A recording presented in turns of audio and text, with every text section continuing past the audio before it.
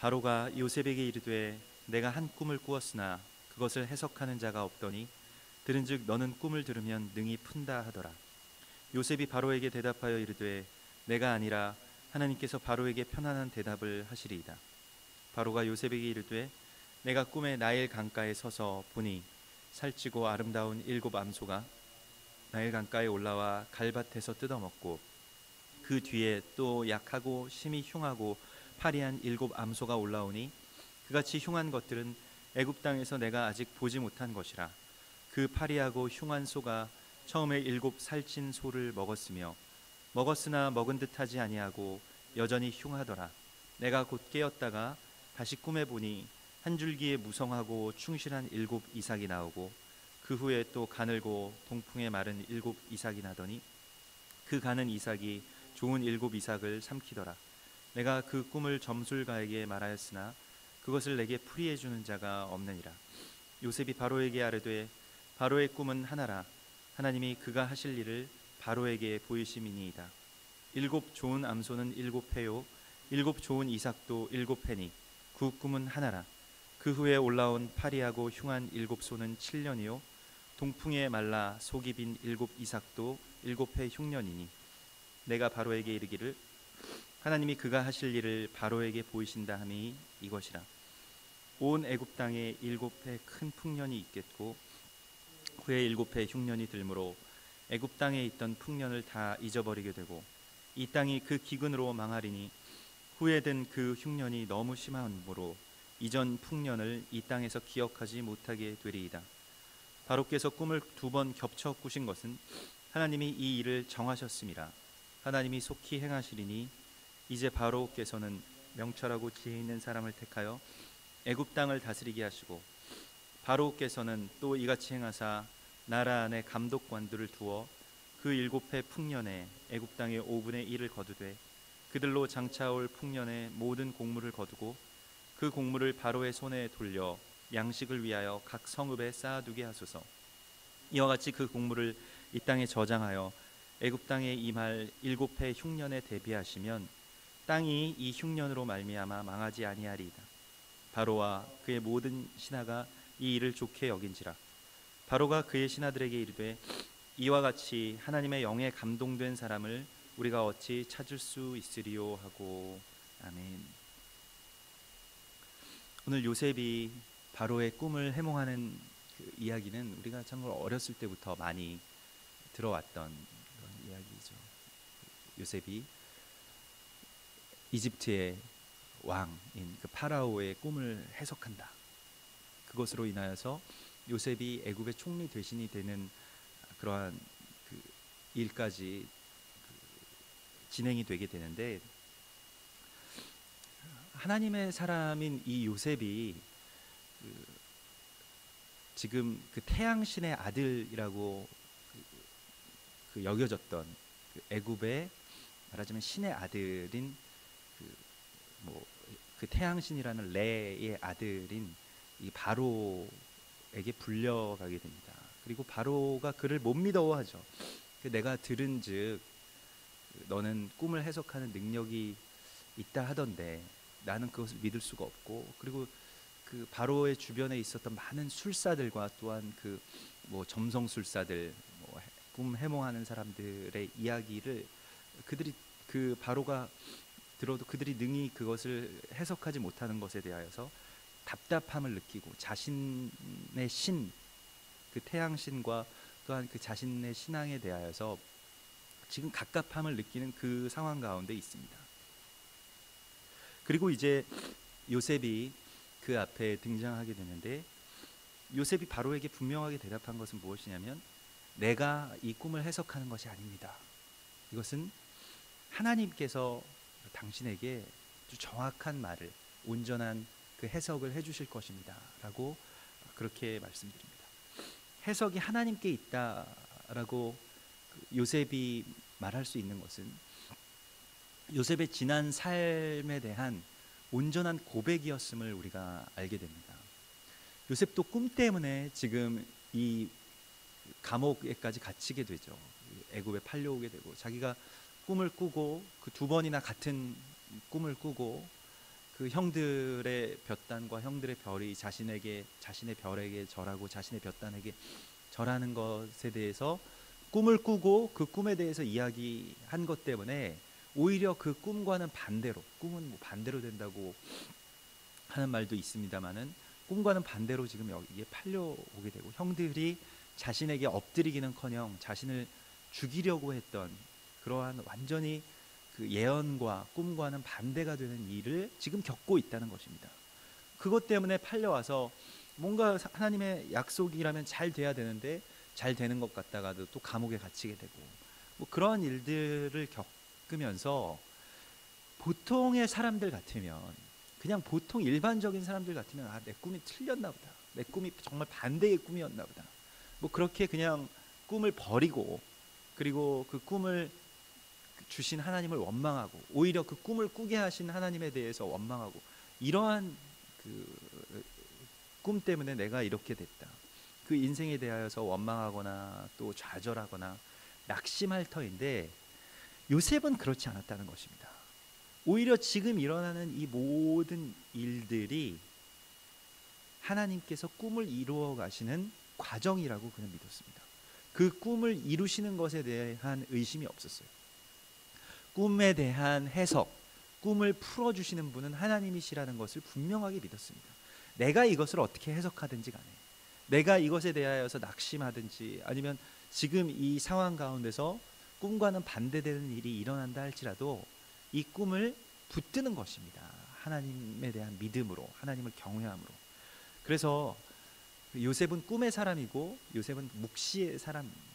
그러니까 하나님을 경외하는 사람이 그 묵시의 사람이라고 할 수 있습니다. 그러니까 무슨 어떤 신비한 영역에 있어서 뭐 어떤 신비한 예지의 능력이나 신비한 그러한 그 비밀이나 이런 걸 풀기 위해서 꿈을 하나님께서 주시는 것이 아니라, 하나님께서 우리 가운데 꿈을 주시고 그 꿈으로 계시하시는 이유는 하나님을 신뢰하라고 하시는 계시인 것입니다. 오직 하나님께서 이 모든 일들을 이루실 것입니다 라고 하는 것에 대한 고백이 있는 사람에게만 꿈이 유효한 것이죠.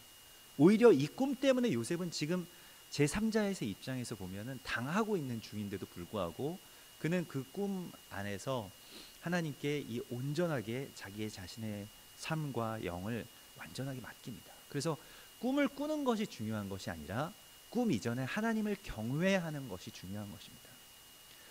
그래서 잠언 그 25장에 보면 묵시가 없으면 백성이 방자하게 행한다라고 말씀하시죠. 그래서 이 묵시의 사람들은 어떤 사람이냐면 하나님께서 이루실 일에 대한 경외함으로 묵묵하게 기다리고 자기 자신을 겸비하여서 그 시간을 대비하는 사람들입니다. 그래서 내가 뭐 나는 다 안다, 그리고 끝이 아니에요. 하나님께서 그것을 어떠한 한 예언자에게 또 어떠한 한 묵시의 사람에게 보여주셨으면 거기에 대한 메시지는 알고 그치는 데 있는 것이 아닙니다. 그 꿈을 대비하는 데 있는 것이죠. 그 꿈을 예비하는 데 있는 것이고, 거기에 대해서 자기 자신을 겸비하게 하고, 노아에게 하나님께서 종말을 보여주셨을 때는 노아가 방주를 지으라고 보여주시는 것이죠. 그냥 어느 날이 되면 하나님이 물로 다 쓸어버리실 것이다, 난 다 안다, 너희는 모르지, 이게 중요한 것이 아니잖아요. 그것을 알려주셨을 때에는 묵묵하게 방주를 120년 동안 짓는 것이 필요한 것입니다. 오늘 요셉도 그와 같이 묵묵하게 자신의 꿈을 향해서 나아가는 중이었고, 그래서 바로에게 이러한 지혜를 말할 수가 있습니다. 꿈에 대한 해석뿐만이 아니라 요셉이 오늘 바로에게 말한 것은 꿈에 대한 해몽과 함께 더불어서 이제 이 꿈을 가지고 어떻게 살아야 될지, 어떻게 이 국가를, 이 삶을 경영해야 될지에 대한 정확한 지혜를 제시하고 있습니다. 이것이 이제 지혜이죠.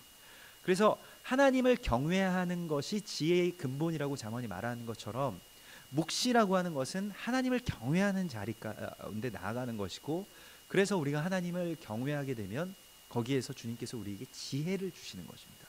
그 묵시와 계시를 통해서.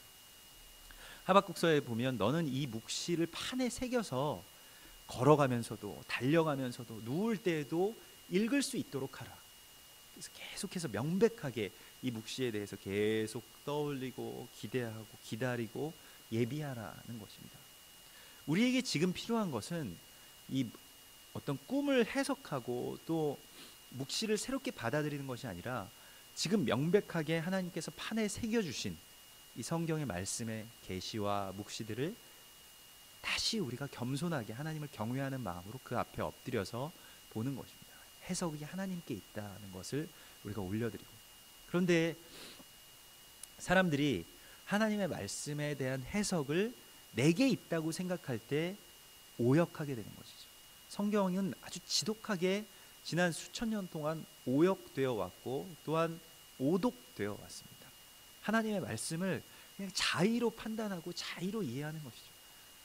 심지어는 그 20세기 초반에는 과학 기술과 무슨 고증학, 뭐 어떤 철학, 그 헬라 철학의 어떤 그 절정을 이루는 그 시기에 사람들이 성경을 자기 그 좀 아래에다 두고 해석하기 시작하였어요. 그것이 이제 뭐 자유주의 신학이고 또 고증주의, 실증주의 신학인데, 그래서 지금 이게 증명이 되는 것만 믿자는 것입니다. 증명이 되는 것만 하나님이라고 생각한 것입니다. 그래서 뭐 홍해 바다가 뭐 갈대 바다고, 그거 문자적으로 해석해 보니까 그 갈대라고 써져 있고 그 홍해가 아니고, 뭐 하나님께서 행하신 일 중에 이거는 맞는 것이고 저자는 이 사람이 아닌 게 확실하고, 뭐 이렇게 그냥 우리가 지금 가지고 있는 어떤 제한된 정보를 가지고 그것이 마치 우리의 어떤 잣대인 양, 또 과학의 어떤 그 증명의 도구인 양 그것을 해석하고 마음대로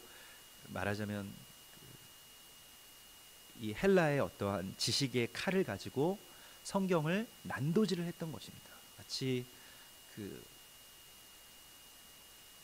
예수님 오시기 전에 안티오쿠스 에피파네스가 그 성전에 난입하여서 예루살렘 성전에서 그 토라 포션의 두루마리들을 다 칼로 난도질했던 것처럼, 그렇게 헬라의 사상으로 성경의 말씀들을 난도질해서 그것이 마치 뭐는 잘못된 것이고 이것은 그냥 어떠한 전설에 불과하고, 이렇게 그냥 성경을 너덜너덜하게 만들어놨던 것이죠.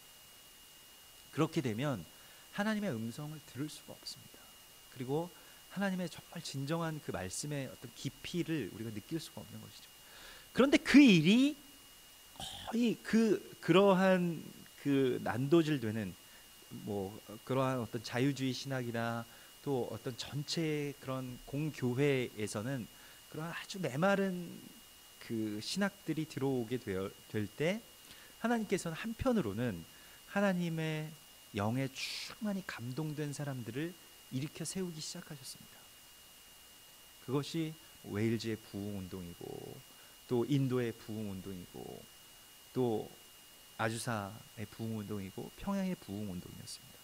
하나님께서는 이렇게 메말라갈 때, 또 세상이 메말라갈 때, 또 영적으로 흉년이 들 때 하나님의 거룩한 은혜에 감동된 사람을 세우셔서 하나님의 역사를 또한 하나님의 주권 하에 진행시키시는 것을 우리가 봅니다. 오늘 이제 이 묵시의 사람인 요셉은 하나님을 경외하고 또 하나님의 지혜로 말미암아 충만한 감동이 있죠. 그래서 계속해서 그 주권에 대해서 하나님에게 계속 올려드립니다. 내가 이 꿈을 해석할 수 있습니다. 내가 생각하기에는, 이런 말이 없어요. 요셉에게는 하나님께서 지금 바로 왕에게 말씀하십니다. 하나님께서 지금 이 일에 대하여서 바로 왕에게 주신 메시지는 이것입니다 라고 하나님의 말씀을 아주 겸손하게 가감없이 전하죠. 그런데 그가 그 하나님의 지혜에 충만히 감동되어서 하는 말에 대하여서 바로가 함께 감동됩니다.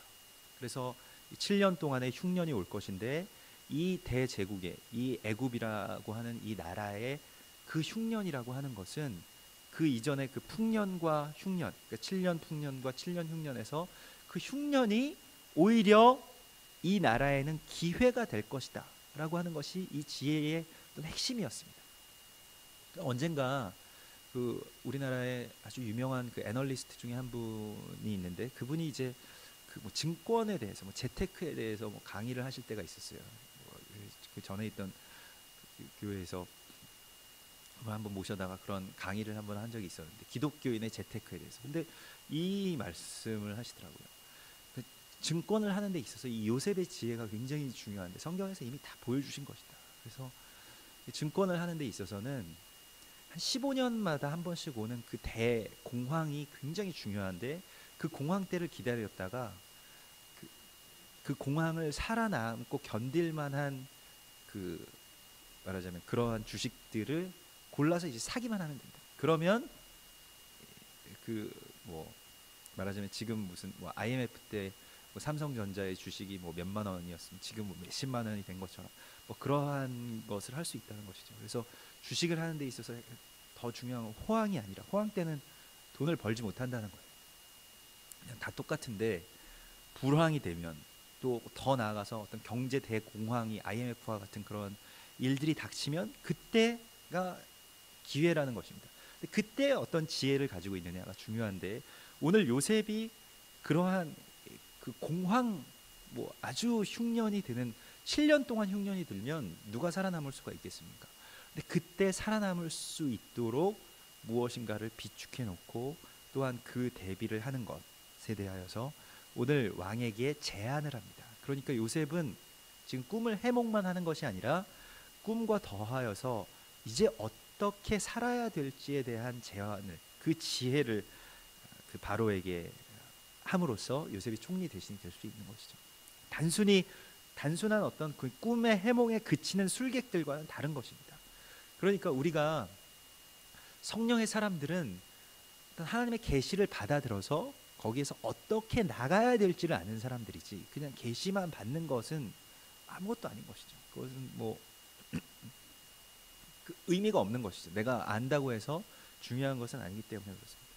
그래서 하나님께서 오늘 요셉을 통하여서 그 흉년에 대해서 대비하라고 이제 바로에게 명하고, 바로는 이와 같은 요셉을 볼 때 하나님의 존재를 인정하게 됩니다. 그래서 그 태양신의 아들인 그 아들이라고 칭함을 받던 바로가 하나님의 성령에 이와 같이 감동된 사람을 우리가 본 적이 있느냐 하고, 오히려 그 주변의 그 사람들에게 놀라움을 표시하죠. 오늘 우리가 정말로 성령에 감동된 바가 되어서 예언을 멸시하지 아니하고 또한 우리 안에 임하신 성령을 소멸하지 아니할 때, 하나님께서는 우리에게 이제 앞으로의 삶에 대한 지혜를, 또 어떻게 행하여야 할지, 또 무엇을 하여야 할지를 알게 해주실 것입니다. 요셉은 이것을 먼저 보고 왕에게 나아갔던 것이죠.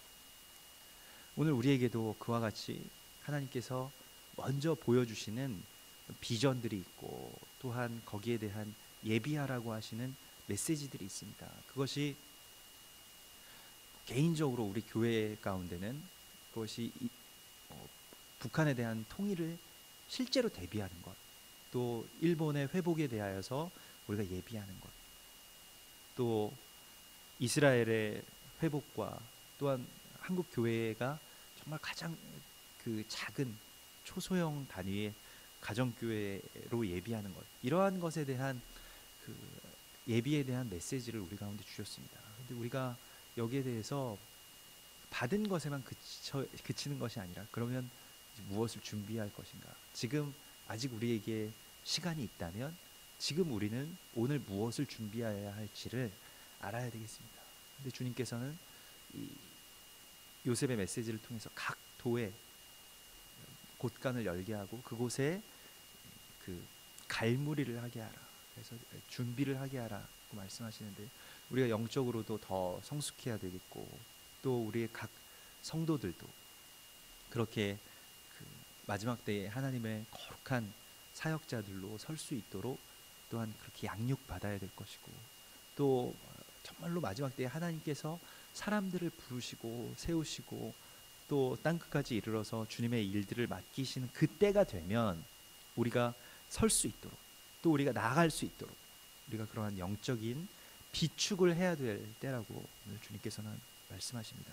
그러므로 우리가 오늘 주님으로부터 받는 그런 메시지들, 그리고 말씀들, 계시들, 이런 것들을 우리가 계속해서 우리 가운데 채우고, 요셉도 지금까지 말하자면 뭐 형들로부터 핍박도 당하고, 또 보디발의 집에서 많은 뭐 그 애굽의 각 그런 정보들도 다 접하고, 뭐 또 기도하고 하나님 앞에 엎드리고 억울한 일을 당할 때든지 또 환난을 당할 때든지 오직 하나님만을 경외하면서 이 날을 준비해 왔음을 우리가 보게 됩니다. 준비된 자가 쓰임을 받을 수가 있는 것이죠. 요셉과 같이 우리도 어떤 우리의 상황과 처지에 계속 매몰되어서 그저 내 처지는 이렇고 나는 지금 아무것도 할 수 없고 나는 돈이 없고 나는 지혜가 없고 이렇게 뭐 우리의 어떤 실패감과 낙심감 가운데 있지 아니하고 묵시의 사람들은 그 날을 소망하면서 살아가는 자입니다. 어느 날이 되면 하나님께서 나를 세우시고 부르실 터인데 내가 그때에 쓰임을 받을 수 있도록 준비된 사람이 되는, 그것이 바로 하나님을 경외하는 것이고 묵시의 사람들로 서 나가는 것입니다. 그러므로 오늘 우리가 하나님의 때를 준비하고 하나님의 시간을 기다리고 또한 그 하나님의 시간에 나를 하나님께서 쓰실 수 있도록 나 자신을 하나님께 온전하게 내어드릴 때 하나님께서는 우리에게 지혜로 또한 그날에 대한 그 충만한 지식의 영으로 우리에게 알려주시고 또 대비하게 해주실 것입니다. 우리의 모든 것을 준비하게 하시고 우리의 모든 것을 열어서 이제 하나님의 것들을 받아들이고 쌓아놓는 그러한 거룩한 주님의 사람들이 되시기를 주의 이름으로 축원합니다. 같이 기도하겠습니다.